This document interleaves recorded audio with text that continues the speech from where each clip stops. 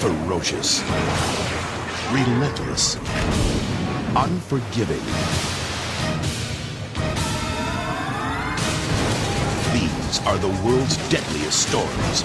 Tonight, nature at its cruelest, caught on tape. Get up under the girders! A father and his two terrified daughters cower under a highway overpass as a giant twister heads their way.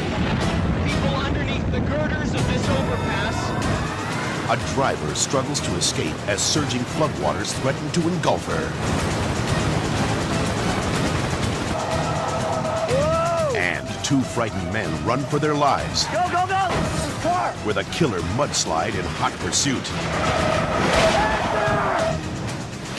Plus, the worst storm to hit Japan in 30 years. Find out what it's like to be crushed by an avalanche or fried by a million bolts of lightning. You can't stop them. You can't fight them. All you can do is run away from the world's deadliest storms.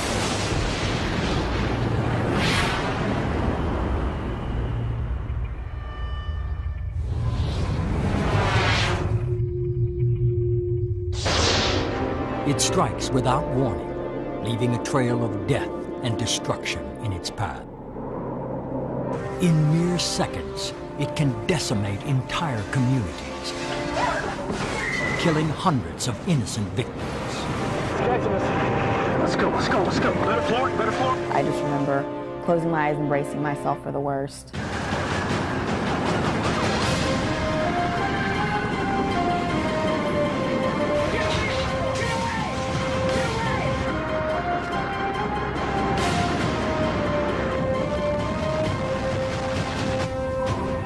The tornado, a deadly killer born from a violent thunderstorm.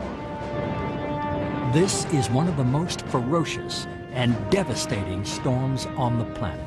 Holy cow. You just sit there and you're thinking, gee, man, this is nuts. Ripping through the countryside at speeds of over 60 miles an hour, it is the ultimate in terror. Ruthless. Unpredictable. Where is everybody? All powerful.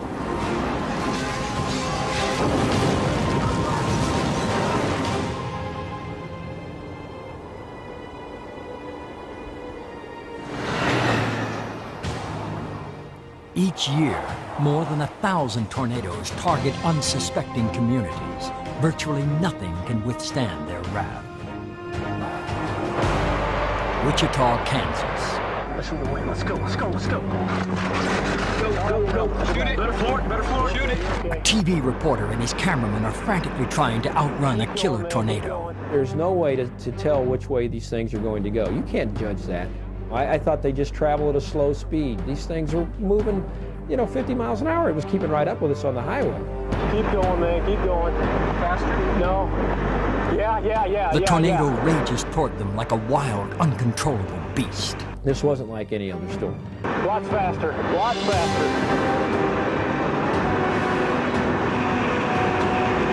Lots faster, Greg, catching us. The twister is closing in, and the two men are faced with a terrifying life and death decision. You gotta go, buddy. Should they continue to run, or stop and find a safe place to hide? You gotta blaze, buddy. You gotta really go. Up ahead, a highway overpass is their last chance to take refuge from the storm. With only seconds remaining, they make the critical choice. Yeah, I think that's it. There's no turning back. The tornado is too big and too fast to outrun. Go ahead of him, go ahead of the van. Go ahead of the van. We want to jump out. We want to get in front of the van, get under here. They barely made it, jumped out of the car at exactly the right time and didn't waste a second running up the hillside. All right, let's go. Get up under here. Butch Gilbert and his two daughters, Corey and Carrie, are also trying to take cover from the violent storm. She was saying, Dad, we're going to die. We're going to die, Dad. And she was getting very nervous. She was scared. Get up under the girders. Is that where we want to go? Yes. Greg said, let's go up underneath the girders. I think everybody looked at each other and said, that sounds like a great idea. with the twister barreling down on them, they scramble up the embankment. It wasn't moving from side to side, it was coming straight at us. Butch and his daughter squeeze into the tiny space between the steel girders.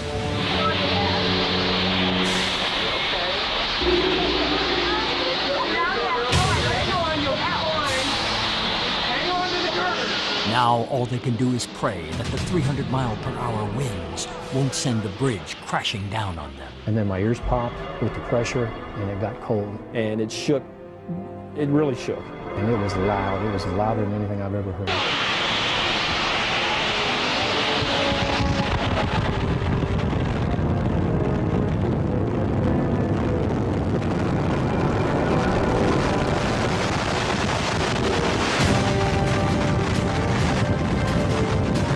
Fierce wind claws at the terrified group huddled under the bridge. There was a period of time where you could not hear anything. I couldn't hear my sister screaming anymore. Trembling with fear, they are stunned that the massive twister has passed directly over their heads. I took a look out the backside, and there it was. I mean, there was the funnel. I mean, it's just a tremendous sight. Their survival is even more amazing considering the awesome power of the storm. It picks up a passenger van and throws it 50 yards across the highway. Up and down, all around, back and forth from the highway to the field, from the highway to the field.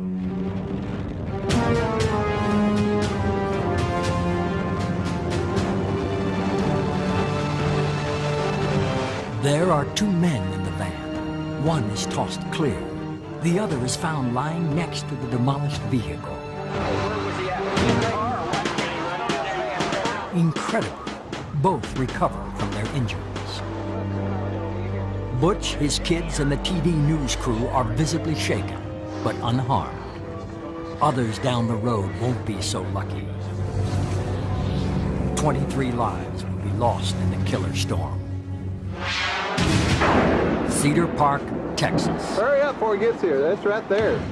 Right above the house. Looks like it's going to drop down on top of our house. Lifelong resident Floyd Zahn never dreamed that he and his family would come face to face with a killer tornado. Get the dogs in the house. Hurry up. I realized, I guess subconsciously, it was a tornado coming in. At first, I thought it was just a windstorm. I felt like the house could take a pretty good licking. I had no idea what we were in for. Isn't that something, son? Let's go inside now. Floyd and his son round up their dogs and race into the house. But in just seconds, their home is hopelessly trapped in the tornado's death grip. Huh? Man, isn't that something? Oh, Mom. It sounded like some kind of an animal that was actually trying to work its way into our house. Dude, come here. Get it up. Well, there goes all the trees. Get it back in. This is the same place right here. While Floyd's house is being pummeled by the vicious storm, his neighbor, Paul Wallachek, also has his video camera rolling. Here it comes. Get in the house, guys. Right there. Get in the house. When lightning started flashing, that's when I went inside and I placed my camera on a stand and I took cover with the children. What Paul's camera captures is astonishing. The sky filled with debris, and a 30-foot-tall tree whipping violently in the wind. It is a chilling sight. Meanwhile, inside Floyd's house, the angry storm continues its rampage. Almost every window of the house is breaking, Dad. Don't worry about it, son. It looked like a swarm of bees coming over the rooftop. 2x4s were flying by, picnic tables, pieces of sheetrock, pieces of siding, and nothing's landing. It's just flying horizontally and smacking everything. It's going through my mind that we could be blown away.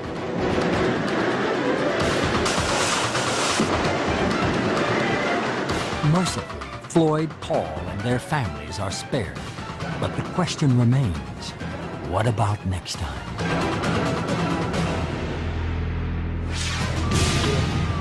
Okay, it is on Price Road. I'm here at the Clarny. It is on Price Road on the ground. Pampa, Texas. Sheriff Randy Stubblefield warns residents to take cover as a menacing tornado threatens to tear apart their peaceful town. Being a law enforcement officer, I knew there was not a thing I could do about putting up a roadblock or trying to stop this creature from coming into town, and I felt helpless.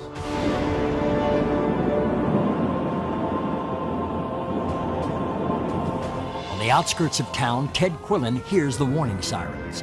He knows that he must head for the safety of his storm son. And I waited as long as I could outside the cellar until it was actually throwing debris, and I had no doubt it was going to hit. Ted grabs his dog and hides in the darkness. But when the twister roars onto his property, it rips open the cellar door. A terrible vacuum, the terrible noises. The dog ran up to the bottom of the steps, and the tornado sucked her out of the cellar. Ted watches helplessly as his dog is swept up into the storm. Wide-eyed with horror, he witnesses something that few people have lived to tell about, the turbulent center of a giant tornado. And when I looked to see where the dog went, I was looking up the inside of this tornado.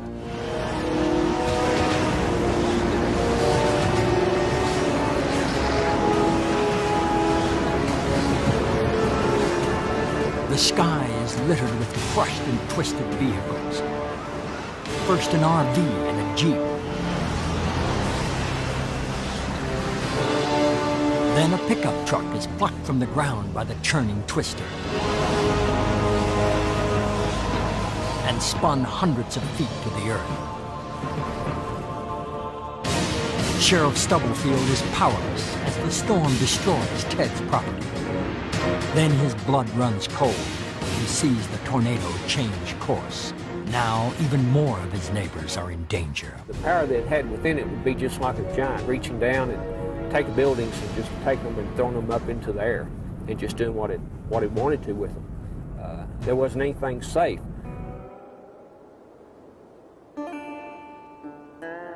Although Pampa, Texas is heavily damaged, its residents are lucky that the tornado has narrowly missed the center of town. There could have been 1,000 dead people in this town if this thing had went through it like it went through this out here. I've had people ask me if I believe in God, and I do. And I'll tell you what, if you want to know where the Lord was on June 8th, he was at Pampa, Texas.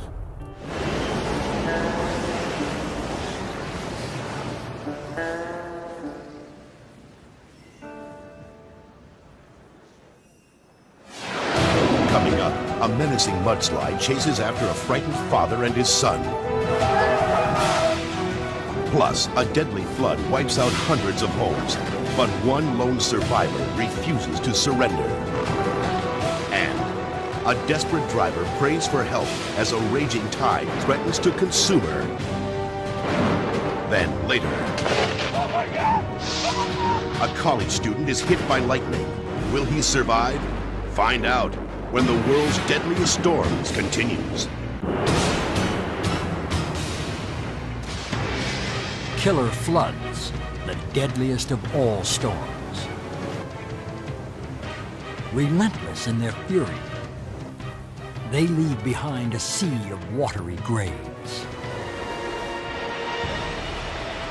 Quebec, Canada. For days, a steady downpour has ravaged the tiny village of Chicoutimi.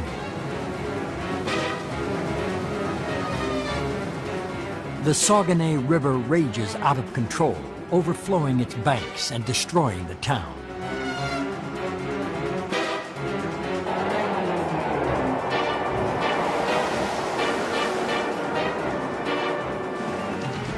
Claude Genet is asleep in his house just a few yards from the crumbling riverbank.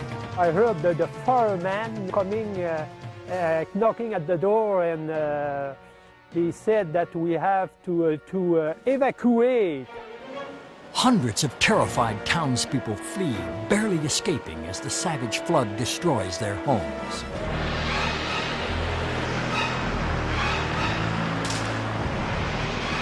One by one, the buildings fall.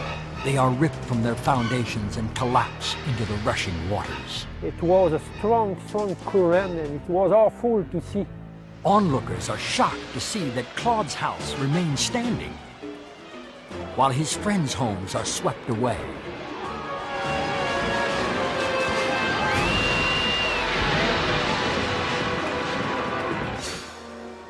By the next morning, his entire neighborhood has been demolished. I was sad because a lot of things were destroyed. Villagers consider it a miracle that Claude's house weathered the storm. We have the little white house, the lucky house, here. Even though he calls it the lucky house, Claude has been forced to find a new home. Because of the lingering threat of another flood, his neighborhood can never be rebuilt. This is my town, and it was my place that I lived for over 40 years. But now it is destroyed.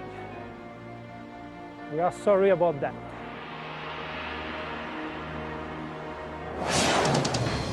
Phoenix, Arizona. A sudden rainstorm fills a normally dry riverbed. Emergency crews prepare for the worst. A 34-year-old mother is trapped in her car. Rescue workers have no way of knowing if she is alive or dead. She's inside the car, and the car is totally underwater. Driver of the vehicle, you can hear us. Fire department is here. Don't panic. Everything is under control. We couldn't see how anybody could survive, and then she stuck her hand out the window, so we realized it was going to be a rescue. It is a rescue more perilous than any Ron has ever attempted. Being that the water's a quarter-mile across, there's no way we can get out there any other way, so we thought, well, we could put somebody on the car.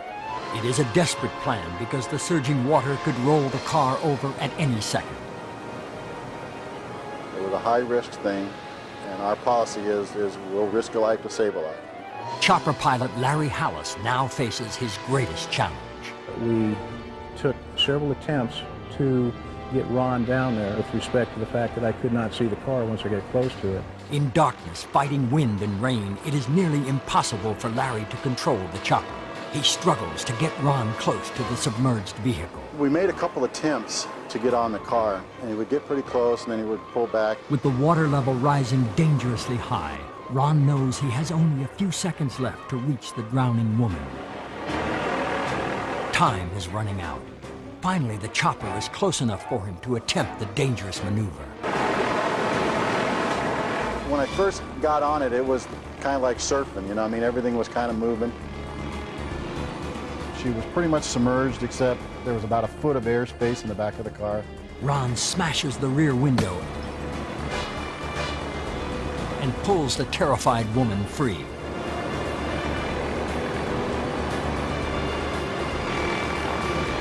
Larry moves closer for the pickup, but now there is a new threat. A helicopter over any kind of moisture, grass or water, builds a big static charge. If somebody that's standing on the ground touches it, he gets zapped, and I mean, he gets zapped good. And Ron he got cooked 3 or 4 times. Ron ignores the painful electrical jolts, determined to get the injured woman to safety. The helicopter's trying to come close, you're trying to make the move, then you think you're going to fall in, he's worried he's going to knock you in.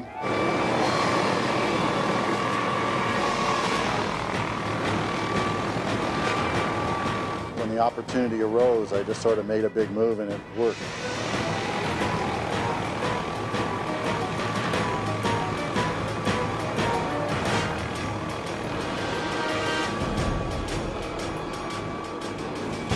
When daylight breaks, the full measure of the storm's devastation is revealed when the woman's car is found a mile downstream.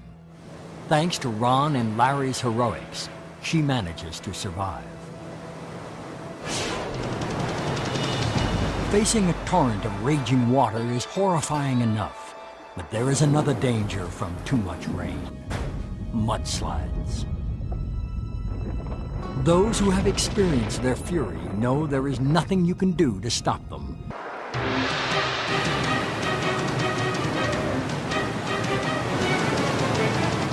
All you can do is run for your life.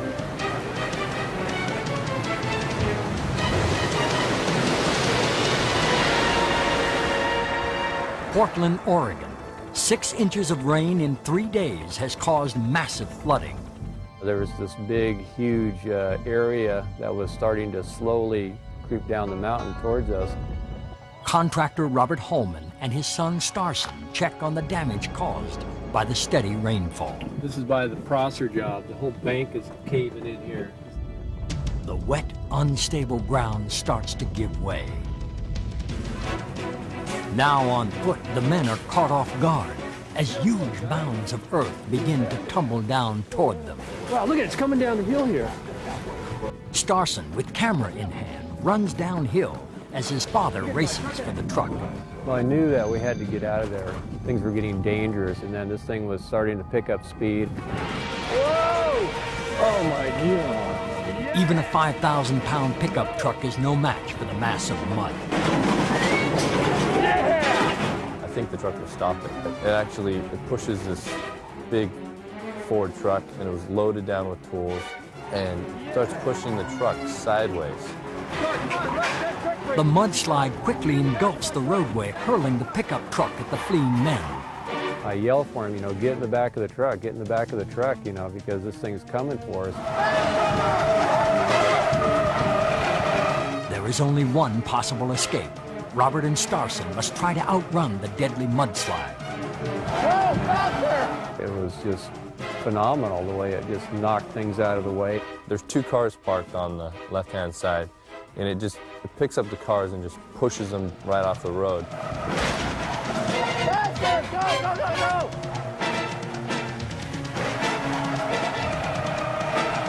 They're driving as fast as they can, but the slide is closing in on them.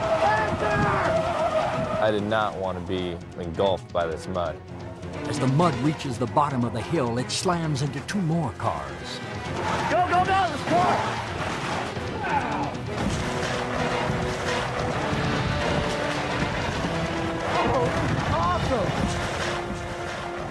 I was just going to go as far as it took to get out of the way.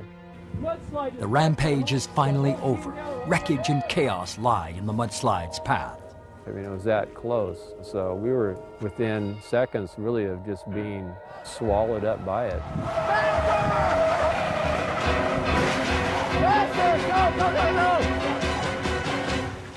Next up, a hotel guest risks his life to videotape the worst storm to hit Japan in 30 years. Oh my God! Plus, a treacherous typhoon rocks a South Korean harbor, destroying dozens of ships. And the hurricane from hell, the most devastating disaster in U.S. history. Then later, the most electrifying moments ever caught on tape, when the world's deadliest storms continues.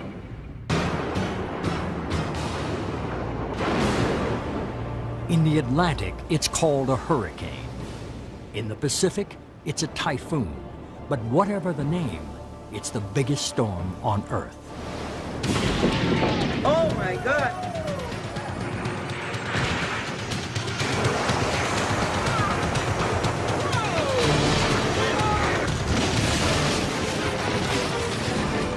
A spiral of destruction 500 miles wide. Winds raging up to 200 miles an hour, and ferocious waves tearing apart the coastline.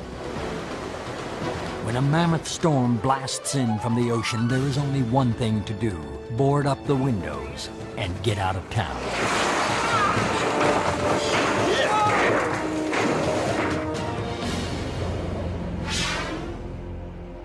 Nagasaki, Japan. American tourist Cal Cotter takes refuge in his beachfront hotel. They said a storm was coming. They didn't really give us an idea of the intensity of it. I mean, you look out the door and just stuff's flying around. Tin, tile, other debris. This is the worst typhoon to hit Japan in 30 years. Unaware of the danger, Cal grabs his video camera and stands in front of a plate glass window. As I was videoing out through the plate glass, the typhoon rips this building from its foundation bolts and just hurls it right in front of us.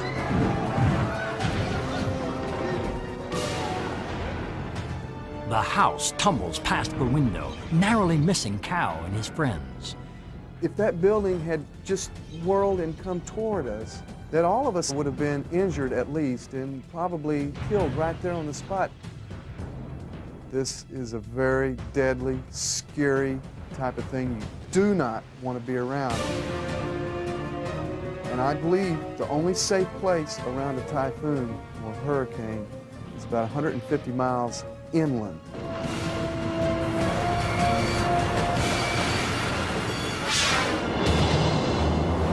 Busan Harbor, South Korea. A monstrous typhoon batters the shoreline with its awesome power.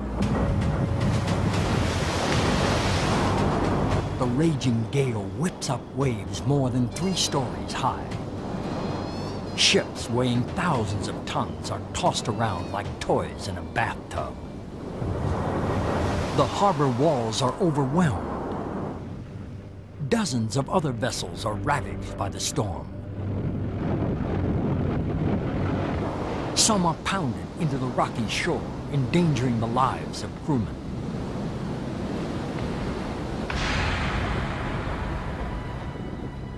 Panic sets in when the angry typhoon tosses 5 men into the churning sea.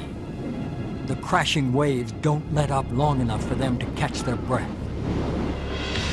The water is too turbulent for emergency crews to attempt a rescue.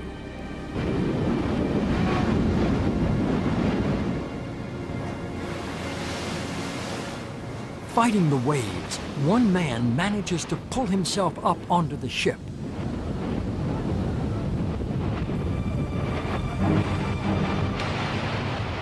Only to be thrown back into the treacherous sea. He fights desperately to stay afloat until he can grab hold of a safety line thrown by the rescue team. Just when his strength is about to give out, he is pulled to the shore. He has fought the powerful storm and won. South Florida, hurricane country. In Homestead, Florida, Stan Goldenberg and his family are bracing themselves for the onslaught of Hurricane Andrew, which is charging in from the Atlantic. See that eye wall is just next to us now. Looks like our TVs are out, the power is out now. You can start to hear the roar outside. Oh boy, you can hear that. Oh, it's coming. Okay. The storm strikes Homestead in the dead of night. Winds batter the town at speeds of 175 miles an hour. We lost the plywood on the front window, but we are praying God will cover that. We can feel our ears constantly pop from the pressure drop. Everybody here in the hallway of the Goldenberg house.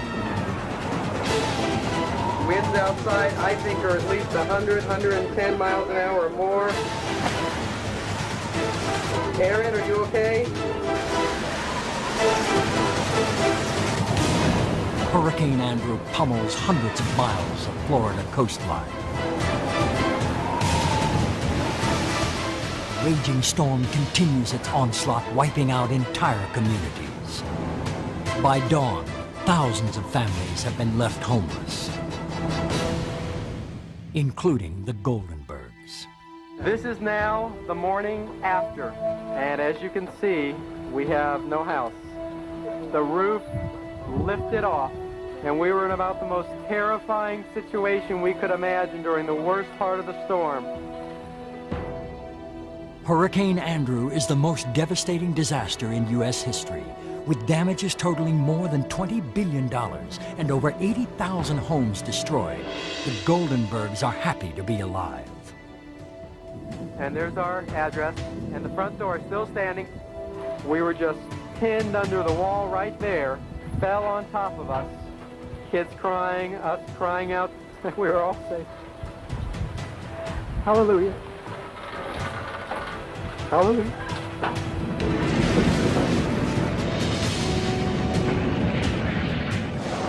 Up next, meet the man who survived one of nature's deadliest storms, an avalanche.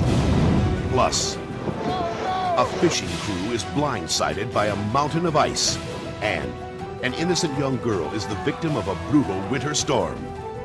Then later, a soccer team is rocked by 1,000,000 volts of lightning when the world's deadliest storms continues.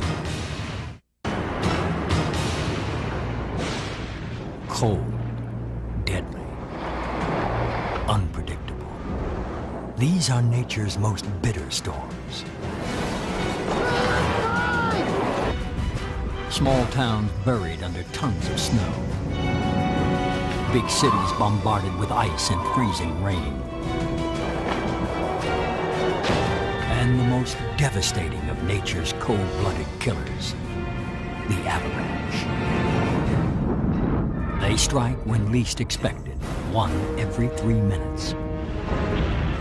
Although most avalanches occur on remote, deserted slopes, they sometimes target thrill-seeking skiers who suddenly find themselves buried in a tomb of snow. Tragically, most do not survive. Courchevel, France. 3 skiers are ambushed by a monstrous avalanche. One of them, Steve Acton, is swept away down a 2,000-foot drop. I heard a loud sort of crunching thud, and within a few seconds I'd sort of realised what was going on. I really felt quite resigned to the fact that I was probably going to die. I kicked off my skis and actually swam down the slope with the moving snow. Steve's battered body finally comes to rest, but just when he thinks the worst is over, another avalanche crashes down the mountain, burying him in a 6-foot grave of snow. And I remember just thinking, you know, you're lucky the first time, but there's no way you're going to get away with it twice, you know? Somehow, Steve manages to dig himself out of his icy tomb. Remarkably, all 3 skiers escape without injury.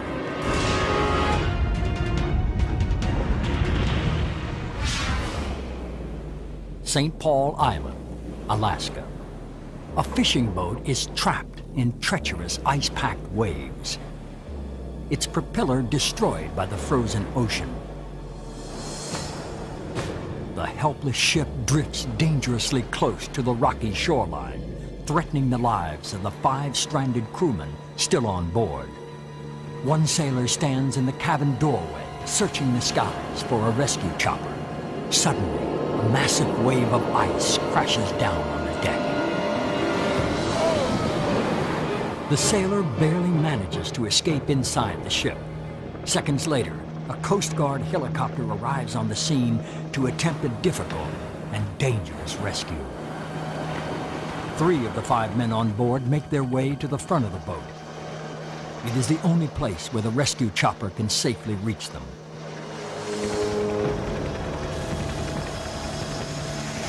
The remaining crewmen struggle across the deck to be rescued. But they are oblivious to the deadly threat that looms behind them. An enormous breaker sweeps them into the icy waters.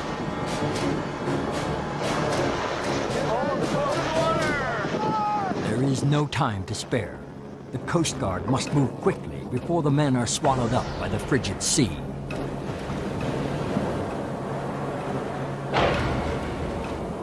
As the waves hurl the sailors towards the bow of the ship, rescuers fear that they could be crushed to death by the jagged rocks.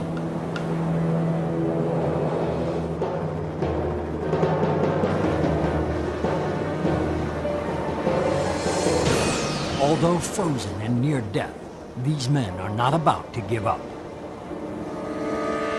They brace themselves against the rocks long enough to climb up into the rescue basket. Incredible, all 5 crewmen make it safely back to shore. Quebec, Canada. A brutal winter ice storm paralyzes the region. Electrical towers and trees collapse under tons of ice. Storms like these leave millions stranded without heat or power. But sometimes they can pose an even deadlier threat. Florence, Alabama. 23-year-old beauty queen Jackie Rainwater is behind the wheel of her car, when tragedy strikes. I was driving down Walnut Street when a huge walnut branch that was half a ton fell right on top of the car and crushed me into the floorboard. It totally demolished the car and almost demolished me. Almost took my life. With heavy, icy branches falling all around him, one of the paramedics puts his own life at risk. He climbs into Jackie's car, determined to help save her life.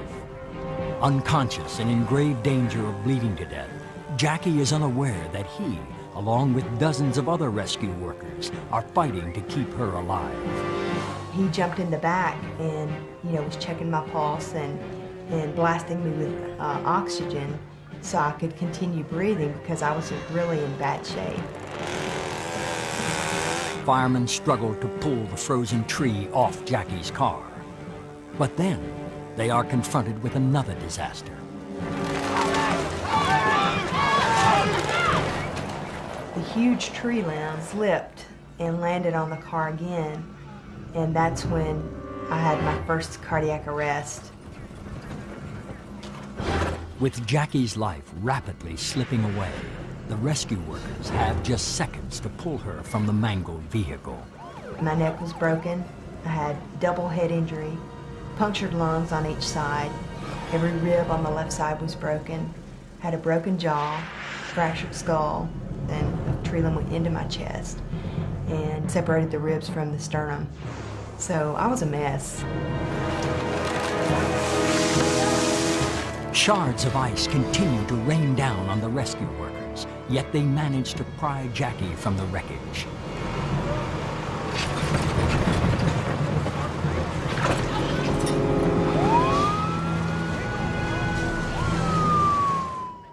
She lies in a coma for 31 days before miraculously regaining consciousness.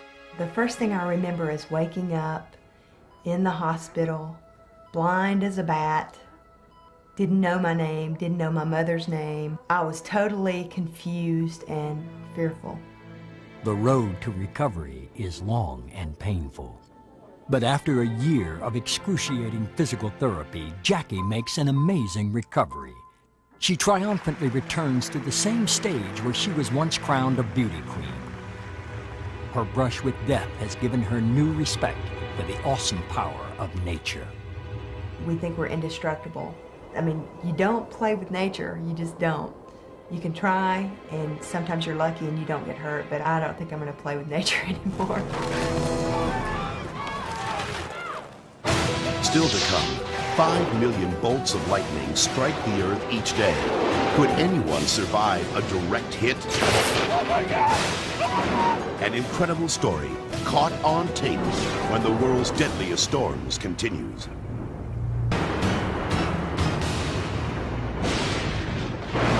Lightning strikes the Earth 100 times a second. Packing 1 million volts of electricity, a single flash is 5 times hotter than the surface of the sun.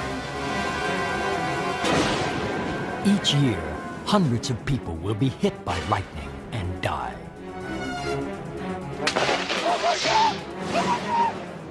Johannesburg, South Africa. Machete gets a good shot in. That's a great goal. A thunderstorm threatens to halt a hotly contested soccer game between 2 longtime rivals.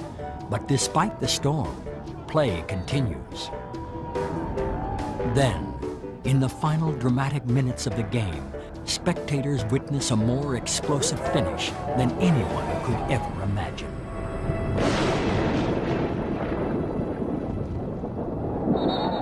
Massive bolts of thunder, and the players have gone down on the pitch.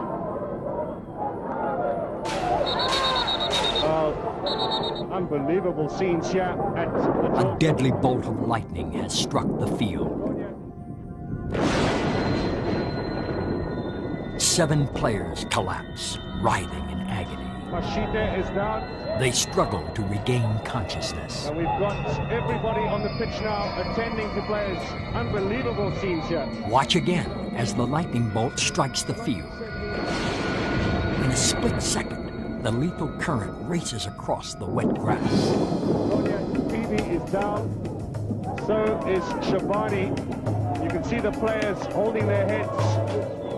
It didn't hit you, did it? It did. It did, just a little. I don't know if I'm okay.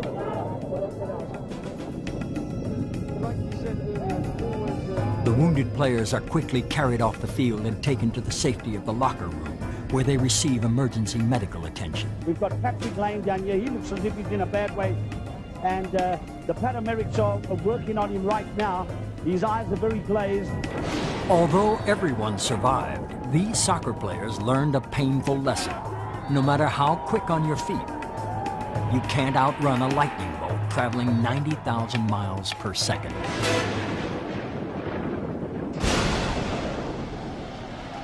Greentown, Indiana. College student Craig Cornell is shooting a deadly lightning storm on home video while describing what he sees to a friend on the phone. This is a hefty, hefty storm. But Craig is unaware that he is in mortal danger. Well, we're not getting hardly any rain. It's all stopping us. He is standing too close to an 80-foot tall solid steel radio tower. Dude, all I hear is trickle, trickle, trickle, Suddenly, trickle. the tower is jolted by 1,000,000 volts of raw power. Craig's mother, Leela, realizes her son has been hit. Oh my God. Oh my God. In my mother's heart, I pictured him laying on the ground, dying. A closer look reveals the deadly surge of electricity coursing through the tower and sending shockwaves through Craig's body. One moment I'm talking on the phone, the next minute it's sheer terror. I'm screaming, I'm having hyperventilation, and I just ran into the garage to get under cover. Craig survives without permanent injury, but he will never forget his terrifying brush with death. Oh my God. I thought many times afterwards of a different scenario, of his having been killed. He would not have screamed, and I just thank the Lord every day that this didn't happen that way. A final word when the world's deadliest storms continues.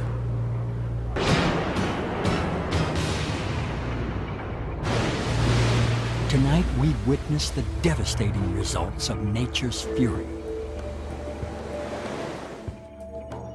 Thousands dead, millions homeless, billions in damage. Is this the end of the century or the end of the world? Although we may be able to predict the weather, we can never begin to control it. It controls us, and that's not about to change. So if you think the weather is bad now, just wait. The worst is yet to come.